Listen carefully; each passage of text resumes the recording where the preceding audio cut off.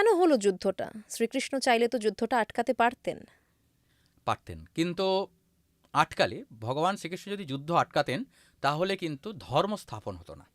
ভগবান শ্রীকৃষ্ণ ধর্ম এবং অধর্মের যে চক্র, তার মধ্যে ধর্মচক্রকে স্থাপন করবার জন্যই কিন্তু অবতীর্ণ হয়েছিলেন। ভগবান কি বলছেন গীতায়? যদা যদা হি ধর্মস্য গ্লানির্ভবতি ভারত, যখনই ধর্মের গ্লানি হবে তখনই আমি নিজেকে সৃষ্টি করব। কেন? পরিত্রাণায় সাধুনাং বিনাশায় চ দুষ্কৃতাম। শুধুমাত্র সাধু ব্যক্তিদের পরিত্রাণ করব তাই নয়, দুষ্কৃতীদের বিনাশ করতে হবে। এখন বিনাশ করতে গেলে তো যুদ্ধ করতেই হবে, যুদ্ধ করতেই হবে। যুদ্ধকে আটকানোর ক্ষমতা ভগবান শ্রীকৃষ্ণের ছিল, অবশ্যই ছিল, কিন্তু তিনি যদি আটকাতেন তাহলে তো ধর্ম স্থাপন হতো না। যারা অধর্মী তারা তো জীবিত থাকতেন, তারা তো সেই পাপকে বৃদ্ধি করতেন। তাহলে ভগবান যে অবতীর্ণ হলেন তাহলে তার ভ্যালুটা কোথায় থাকতো? এটা হলো সবথেকে বড় কথা। আর ২ নম্বর হলো, যুদ্ধ ঘটার অন্যতম কারণ যেটা আমার মনে হয়, সেটা শ্রীমদ্ ভগবদ্ গীতার ফার্স্ট লাইনেই ডিফাইন হয়ে যায় কেন যুদ্ধ হয়েছিল। ভগবদ্ গীতার ফার্স্ট লাইনে ধৃতরাষ্ট্র একটি শ্লোক বলছেন। ধৃতরাষ্ট্র সারা গীতাতে আর কোনো শ্লোক বলছেন না, একটি শ্লোক ধৃতরাষ্ট্রের মুখে। ধর্মক্ষেত্রে কুরুক্ষেত্রে সমবেতা যুযুৎসবঃ মামকা পাণ্ডবাশ্চৈব কিম কুর্বত সঞ্জয়। সঞ্জয়কে জিজ্ঞেস করছেন, ধর্মক্ষেত্র কুরুক্ষেত্রে যে মানে দুই পক্ষ যে সমাগম হয়েছে তার মধ্যে মামকা আমার পুত্র, পাণ্ডবাশ্চৈব এবং পাণ্ডুর পুত্র, এরা এক হয়ে কি করছে? দেখো, তিনি কিন্তু একবারও বলছেন না যে কৌরব বংশের যারা ওখানে উপস্থিত হয়েছেন যুদ্ধক্ষেত্রে কি করছে, না। তিনি শুরুতেই এটাকে ভাগ করছেন আমার পুত্র এবং পাণ্ডুর পুত্র। তিনি এই ৫ জন পাণ্ডুপুত্রকে কখনোই নিজের সন্তান সমতুল্য ভালোবাসতে পারেননি, এটা তোমাকে মানতেই হবে। তিনি যে এই আসক্তির মধ্যে বদ্ধ ছিলেন, এই আসক্তি কিন্তু আমাদের মূলত এই ধর্মক্ষেত্র, যুদ্ধক্ষেত্র, কুরুক্ষেত্রের অন্যতম কারণ। যদি ধৃতরাষ্ট্র অন্ধ না হতেন, অন্ধ মানে শুধু দুটো চোখ থাকাটা ব্যাপারটা তা নয়, কিন্তু যিনি চোখ থাকতেও দেখতে পান না তাকেও অন্ধই বলা হয়। একদম। তো ধৃতরাষ্ট্র শুধুমাত্র যে চোখে অন্ধ ছিলেন তা নয়, তিনি মনের দিক থেকেও অন্ধ ছিলেন। তিনি নিজ পুত্রের প্রতি এতটাই আসক্তি ছিলেন যে তাদের কখনো কোনো ভুলকে তিনি দেখতেই পাননি। সেটা খাণ্ডব দহনই বলো, কিংবা তোমার মানে যতুগৃহে পাণ্ডবদিগকে ভস্ম করাবার চিন্তা বলো, ভীমকে বিষ খাওয়ানোর প্ল্যানিং বলো, তুমি যাই বলো না কেন, কোনো ক্ষেত্রেই নিজ পুত্রদের দোষকে তিনি কিন্তু দেখতে পাননি, স্নেহান্ধ ছিলেন। স্নেহান্ধ ছিলেন। এই যে একটা ব্যাপার, এইটাই কিন্তু যুদ্ধের মূল সূচনার ভিত্তি বলে আমার মনে হয়। তিনি যদি নিজের পুত্রদের সঠিক শিক্ষা প্রদান করতে পারতেন তাহলে কিন্তু এটা ঘটতো না। গীতার কথা তুমি যখন বলছো তখন একটা প্রশ্ন কিন্তু বারবার শুনতে পাই আমরা, যুদ্ধক্ষেত্রে দাঁড়িয়ে এত বড় জ্ঞান দিলেন কি করে শ্রীকৃষ্ণ? তাহলে কি সময় থেমেছিল সে সময়? দেখো, এইটা একটা খুব ইম্পর্টেন্ট কোশ্চেন। এটার উত্তর আমার কাছেও সঠিক নেই, তবে এটার পিছনে আমার একটা পার্সোনাল পয়েন্ট অফ ভিউ আছে। দেখো, শ্রীমদ্ ভাগবত গীতা যেটা ১৮টা অধ্যায়, মহাভারতের ভীষ্ম পর্বের অন্তর্গত, সেটা স্বাভাবিক কথা যুদ্ধক্ষেত্রে দাঁড়িয়ে বলাটা সম্ভব নয়, এটা অত্যন্ত অসম্ভব বিষয়। এবং সবথেকে বড় কথা হলো, এটা যদিও মানা যেত তখন যদি যুদ্ধের সূচনা না হতো এবং ভগবান শ্রীকৃষ্ণ অর্জুনকে এই জ্ঞানগুলো দিচ্ছেন তাও মানা যেত।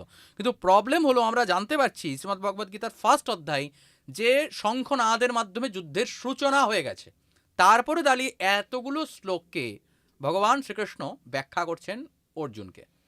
এটা ব্যাখ্যা করা কতটা সম্ভব এটা নিয়ে আমার যথেষ্ট সন্দেহ রয়েছে। এখন সেক্ষেত্রে দাঁড়িয়ে আমার পার্সোনালি মনে হয় যে ভগবান শ্রীকৃষ্ণ হয়তোবা অর্জুনকে সংক্ষেপেই এই যোগগুলি সম্পর্কে বলেছিলেন, মূল তত্ত্বগুলো বলেছিলেন, তাকে বোঝাবার জন্য, তাকে উদ্বুদ্ধ করবার জন্য তাকে বলেছিলেন। পরবর্তীকালে এই মহাভারতকে যিনি রচনা করেছেন, কৃষ্ণদ্বৈপায়ন বেদব্যাস, তিনি এইগুলোকে তার মতো করে সাধারণ মানুষের উপযোগী করে ব্যাখ্যা করেছেন। কারণ গীতাকে বলা হয় যে সমগ্র শাস্ত্রের সার।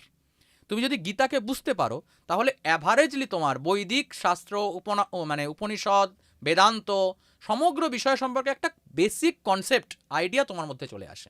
তো এটা আমার পার্সোনাল ওপিনিয়ন, এটা আমি কখনোই, আর সময় থেমে থাকা ছিল কি ছিল না এর কোনো মানে শাস্ত্রীয় প্রমাণ তো আমরা পাই না। হয়তোবা ভগবান তাকে এই তত্ত্বগুলো সংক্ষেপে মূল তত্ত্বগুলো বুঝিয়েছিলেন এবং বিশ্বরূপ দর্শন করিয়েছিলেন।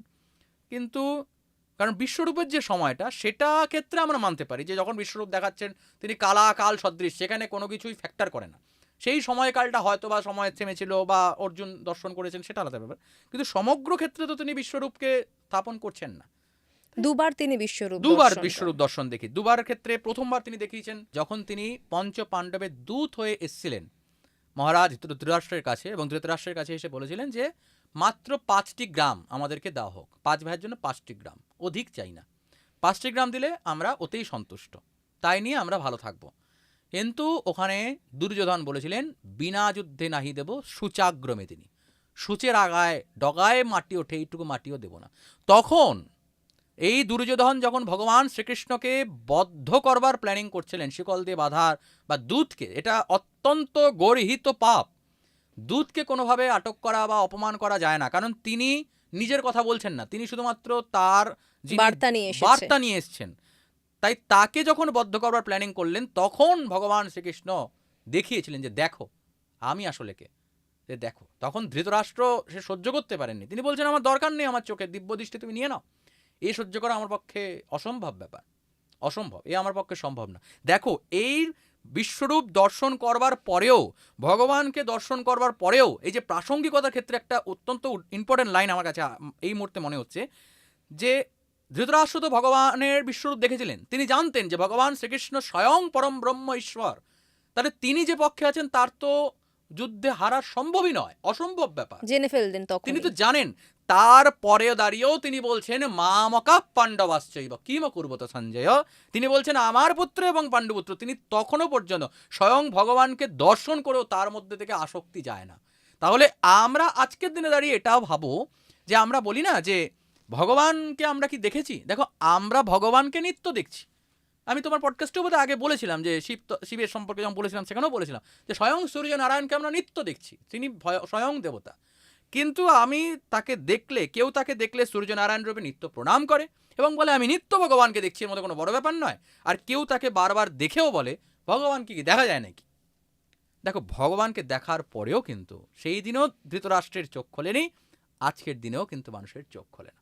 প্রাসঙ্গিকতা মহাভারত বলো, গীতা বলো, আমি তোমাকে গ্যারেন্টি দিচ্ছি, তুমি জীবনের প্রত্যেকটি মুহূর্তে, তুমি যদি এই মহাকাব্য জানো বা এই শ্রীমদ্ভগবদ্ গীতা তুমি যদি এর সঙ্গে তোমার অ্যাটাচমেন্ট থাকে, জীবনের প্রতি ক্ষেত্রে একে তুমি উদাহরণ হিসেবে জানতে পারে, প্রত্যেক ক্ষেত্রে।